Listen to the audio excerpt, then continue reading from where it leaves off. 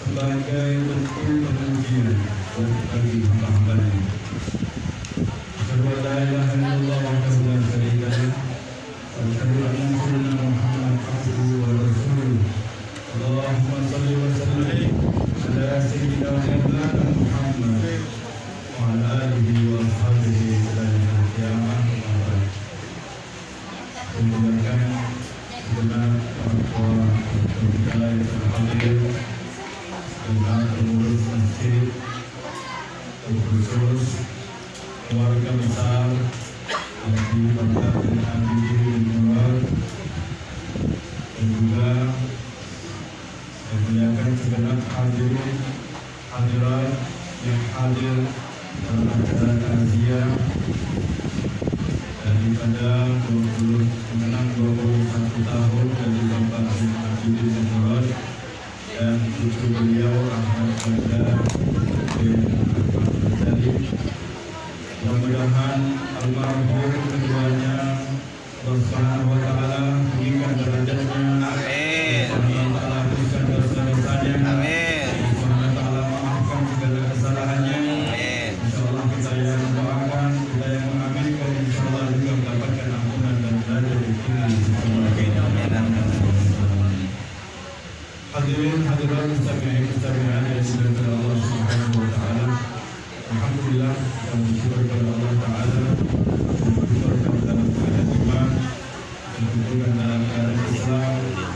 Kita kembali diingatkan dengan kematian, dan kembali diingatkan dengan alam kubur, perihal alam kubur. Mudah-mudahan kita yang hadir dapat mengambil pelajaran dari cerita-cerita dan apa yang telah dikisahkan oleh para nabi, oleh Nabi Muhammad SAW, apa yang dikisahkan oleh Allah Subhanahu wa taala perihal orang-orang yang sedang meninggal. Amin ya rabbal alamin. Hadirin hadirat mustami'in mustami'at yang dimuliakan Allah Subhanahu wa taala. Baginda Nabi Muhammad SAW mengajarkan kepada kita semuanya, kepada umatnya, aksiru intik hati biladzat. Beliau katakan, perbanyaklah kita semua, kalian semua, untuk mengingat sesuatu yang memutuskan kelezatan, yaitu kematian. Wa innahu yumakhisul qulub. Sesungguhnya mengingat kematian itu dapat mensucikan, membersihkan hati. Wa yudzakkirul akhirah, dan mengingatkan kita rizah hidup di dunia dan menjadikan kita zuhud, tidak cinta kepada dunia dengan banyak-banyak mengingat kematian.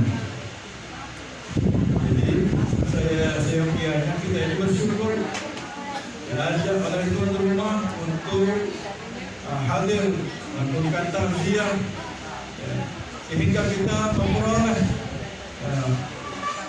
ilmu yang luar biasa, yaitu mengingatkan kita akan kematian.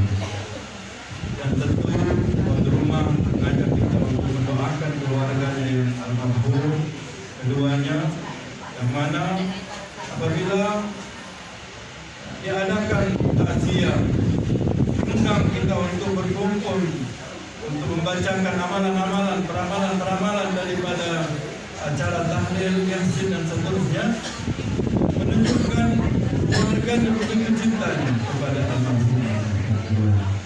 Begitu sayangnya, sehingga mereka mengajak kita semua untuk mendoakan mereka semua. InsyaAllah ini menunjukkan mereka adalah orang-orang yang mana orang yang diberi taufik, diberi petunjuk oleh Allah untuk mengingat mereka yang sudah almarhum, dan insya Allah yang menunjukkan juga anak-anak mereka insya Allah akan seperti mereka akan mengingat mereka dan mengadakan amalan seperti ini. Inilah manfaat daripada orang-orang yang soleh. Maka insya Allah Allah akan jadikan anak-anak keturunannya yang juga soleh akan mendoakan mereka. Amin ya rabbal alamin. Insya Allah kita semua bagian daripada anak-anak yang soleh, orang tua yang soleh. Insya Allah anak-anak kita generasi kita mendoakan kita supaya kita berhasil dan daripada mengingat kematian. Rasul Sallallahu Alaihi Wasallam diceritakan bahwasanya beliau minta izin kepada Allah, ya Allah, aku minta izin kepadamu untuk mengistighfarkan kedua orang tua saya. Maka Rasulullah SAW tidak mengizinkan, Allah Subhanahu Wa Taala tidak mengizinkan. Kenapa demikian? Karena orang tua daripada baginda Nabi dan orang-orang di atas Nabi, daripada generasi di atas Nabi, mereka masuk di alam di zaman pasrah, zaman yang terbebas daripada dosa. Jadi Allah tidak mengizinkan. Kalau diizinkan satu, berarti yang lainnya nanti ya juga minta izin untuk makan. Tidak perlu, karena orang tua Nabi dan juga orang di atas orang tua Nabi, terusnya sampai Nabi Isa dan Nabi Ibrahim, semuanya umatnya juga sampai Nabi Isa, umat itu adalah umat masuk dalam fitrah, orang-orang yang bebas daripada dosa. Ya. Karena mereka mengikuti ajaran-ajaran Nabi mereka, yaitu ajaran kitab Injil dan seterusnya. Kemudian Rasulullah SAW minta izin lagi untuk dapat berziarah ke makam orang tuanya. Juga merupakan dalil dan dibolehkan, disunnahkan, dianjurkan untuk berziarah ya. Beliau minta izin agar dapat berziarah ke makam orang tuanya, maka diberi izin oleh Allah Subhanahu Wa Taala. Boleh kita berziarah kubur, bukan sunnah daripada sunnah yang diajarkan, dicontohkan oleh baginda Nabi Muhammad SAW. Aneh yang luar biasa kejadiannya. Kalau beliau berziarah ke makam orang tuanya, beliau menangis. Mungkin kalau kita dengar sahabat menangis biasa, ya, tabi'in menangis biasa. Ini Rasulullah SAW menangis di makam kedua orang tuanya, dan kemudian diikuti oleh sahabat-sahabat yang lainnya, mereka menangis semua. Juga tidak dibolehkan untuk menangis dengan sampai berlebihan. Dan dalil yang kedua, baginda Nabi Muhammad SAW juga berziarah ke makam syuhada Uhud pada setiap tahunnya. Berarti lebih lagi nambah lagi dalil kita diperbolehkan untuk berziarah ke makam orang-orang yang sudah meninggal. Ini juga untuk mengingatkan kita akan kematian tidak akan kembali, tidak akan kembali hidup orang yang sudah meninggal. Orang yang sudah masuk di alam yang kedua, alam barzakh, mereka tidak akan kembali lagi, tidak bisa kembali lagi. Oleh karena itu, kita yang masih hidup inilah harus kita menggunakan kesempatan kita dengan sebaik-baiknya, agar kita mengumpulkan amal sebanyak-banyaknya, mengumpulkan ibadah sebanyak-banyaknya, karena perjalanan akhirat itu sangatlah luar biasa. Diceritakan kembali ada seorang yang mana dia mampir ke sebuah masjid, yang nama masjid adalah Masjid Jabaran. Tatkala dia mampir dengan rasa capeknya, dan ini adalah orang soleh, setelah dia sholat kemudian dia tertidur, dan dia bermimpi ada kuburan yang berada dekat dengan masjid tersebut. Dalam mimpinya orang yang ada di dekat masjid tersebut, kuburnya itu dia dalam keadaan susah. Ya, tangannya diikat, kakinya diikat, kepalanya dibelenggu. Akhirnya ya, ditanya, kenapa, ada apa gerangan kau ini? Iya, dikarenakan saya dalam keadaan seperti ini, anak-anak saya tidak mendoakan saya. Saudara, teman-teman saya, sahabat-sahabat saya lupa kepada saya, padahal saya sudah baik kepada mereka.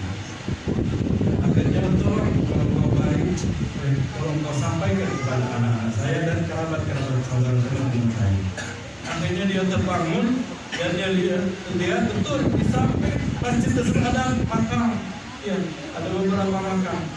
Akhirnya dia cari keluarganya di daerah sekitar, mana ada keluarga yang punya makam, keluarganya ada di masjid. Akhirnya dicari ketemu mereka kepada keluarganya, dan didapati ya, keluarganya itu mempunyai 3 anak perempuan, dan diceritakanlah begitu, dan mereka minta doa kepada kalian, jangan kalian lupakan mereka. Akhirnya begitu pun disampaikan kepada teman-teman yang masih ada teman-temannya siapa apa di situ. Akhirnya diceritakan mereka yang sangat lemah. Kalian adalah kerabatnya, teman-temannya. Akhirnya mereka semua mengiyakan. Kemudian orang tersebut yang bernama Haris bin Minhal yang kembali bermimpi dan melihat orang yang berada di pemakaman tadi dalam keadaan senang, memakai baju mahkota dan bersandalkan emas, dan ia berterima kasih kepadanya. Ini menunjukkan manfaatnya ya orang yang mengirimkan Fatihah, manfaat orang yang mengirimkan kiriman amalan-amalan salam yang dikirimkan kepada almarhum atau almarhumah yang menjadikan mereka itu bahagia. Mereka itu sama seperti kita. Mereka membutuhkan daripada makan minum. Mereka membutuhkan daripada nutrisi. Makan minum mereka bukan nasi. Makan minum mereka bukan minuman yang segar, tapi amal ibadah yang dikirimkan buat mereka. Makanan mereka sudah beda. Keluarga almarhum ya senantiasa mengingat daripada masa hidupnya almarhum dan almarhum akan ganda doakan almarhum keduanya mendapatkan amalan kiriman pahala yang membuat mereka bahagia di sisi Allah Subhanahu wa taala. Jadi bukan dosa-dosanya hadirat yang dimuliakan Allah Subhanahu wa taala. Oleh karena itu kita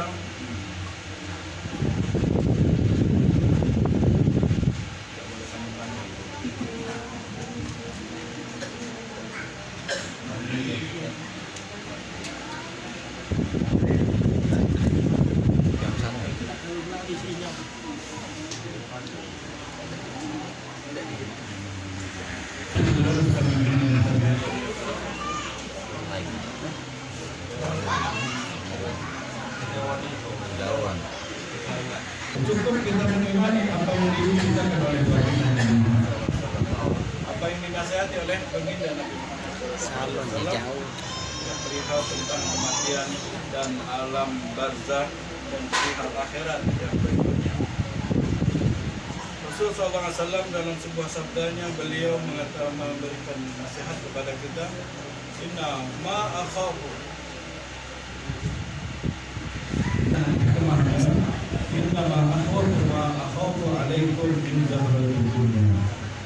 sesungguhnya aku yang takutkan kepada kalian dari segala yang menakutkan kepada kalian umatku adalah min zahratil dunya. Ya, apa yang Allah Subhanahu wa taala anugerahkan, apa yang Allah Subhanahu wa taala berikan kepada kita dari kenikmatan dunia ini, daripada munculnya zahratul dunya. Qila wa ma zahratul dunya ya Rasulullah. Mereka bertanya, apa itu zahratul dunya yang kau takutkan? Yaitu hilangnya keberkahan yang ada di muka bumi ini buat kita. Ya, kita punya anak, tidak ada berkah. Kita punya harta, tidak ada berkahnya. Kita punya umur, tidak ada berkahnya. Ini yang merupakan musibah bagi kita. Kalau keberkahan yang ada pada kita yang Allah berikan itu tidak ada berkahnya. Sesungguhnya mereka para ulama, orang-orang soleh mengharapkan keberkahan pada rezeki mereka, pada umur mereka, pada anak mereka, maka kita tidak ada berkahnya. Buktinya saat ini satu hari berlalu cepat ini. Sebagaimana sabda Nabi Muhammad SAW, satu tahun bagi satu bulan, sebulan bagi satu minggu bagi satu hari bagi satu jam. Yang hilang cepat begitu, hilangnya keberkahan. Mencari keberkahan dalam hidup. Sehingga kita merasa merasa ada kebaikan ini. Mengharapkan kebaikan dan bahagia.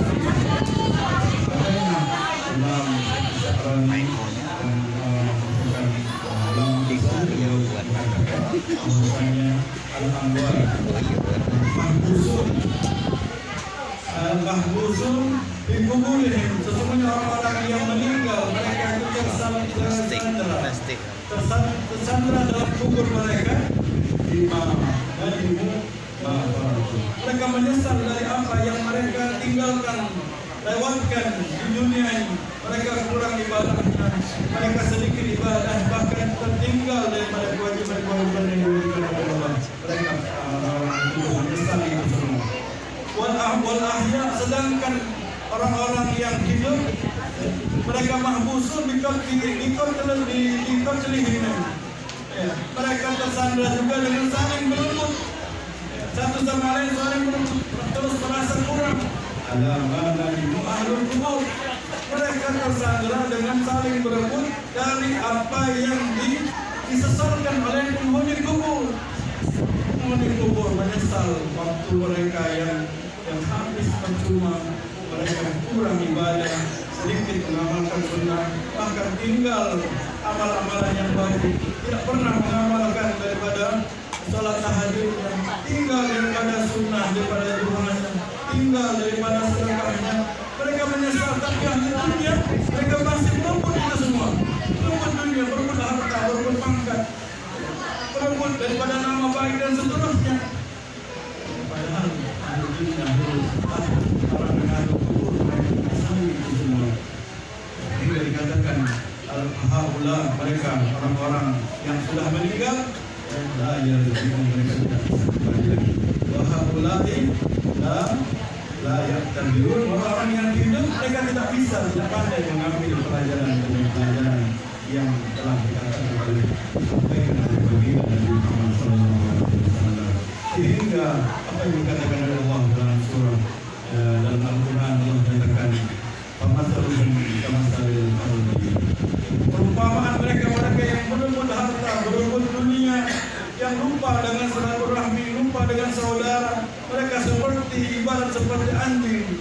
Intahbil alaihi yalhaq, apabila kau beri mereka makan, beri mereka seunggah daripada daging, yang tetap dia akan menggonggong, pasti kurang. Wa intadruhu yalhaq, kalau kau tinggalkan tambah lagi yang menggonggong. Kau tinggalkan mereka orang-orang yang mengejar berebut terhadap dunia, tetap mereka akan mengejar kita orang-orang yang kiranya tetap mencintai pada dunia lain. Itulah contoh-contoh yang Allah Subhanahu wa taala umpamakan dalam Al-Quran bagi orang-orang yang cinta kepada dunia. Karena itu kita yang sebagai orang-orang yang min ahlil masjid, min ahlil majlis, min ahlil qurbil ulama, orang-orang yang selalu hadir dalam masjid, dalam salat berjamaah, selalu hadir dalam majlis-majlis ilmu, selalu hadir dalam pengajian, peringatan maulid dan seterusnya. Makanya kita termasuk orang-orang yang insya Allah orang-orang yang diingatkan dengan kematian, diingatkan dengan hal-hal yang akhirat yang bakal dialami oleh kita semuanya. Jadi kita mengalami bahwasanya malaikat Israel itu mengawasi anak Adam, kita semua ini diawasi satu hari sebanyak 366 kali. Bahkan ada yang menyatakan manusia ini diawasi oleh malaikat Israel itu sebanyak 700 kali. Kalau diawasi 366 kali itu berapa banyak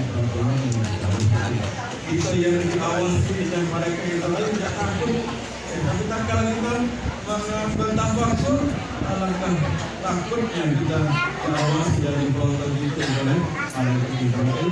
Kita tidak pernah dipelajari dari yang karena itu ada acara kajian seperti ini, dan Allah Subhanahu wa taala mengingatkan kita dengan kematian, sehingga kita tidak mudah untuk beramal, kita tidak memperpanjang angan-angan, sehingga kita melambatkan atau bahkan meninggalkan dari Allah Subhanahu wa taala. Dan ini adalah bulannya Maulid Nabi Muhammad SAW, sehingga kita selalu diingatkan dengan peringatan mengingatkan kita kepada Nabi Muhammad, ingatkan dengan sejarah Nabi Muhammad, ingatkan dengan biografi Nabi Muhammad dan cerita-cerita sahabat-sahabat Nabi Muhammad yang mana mereka mencintai Nabi Muhammad, mereka melakukan perintah Nabi Muhammad. Itu sangat luar biasa, sehingga selalu kita ingat kepada Allah, ingat kepada Nabi Muhammad SAW. Mudah-mudahan keluarga yang ditinggal dan mampu dan keluarganya insya Allah selalu senantiasa diberikan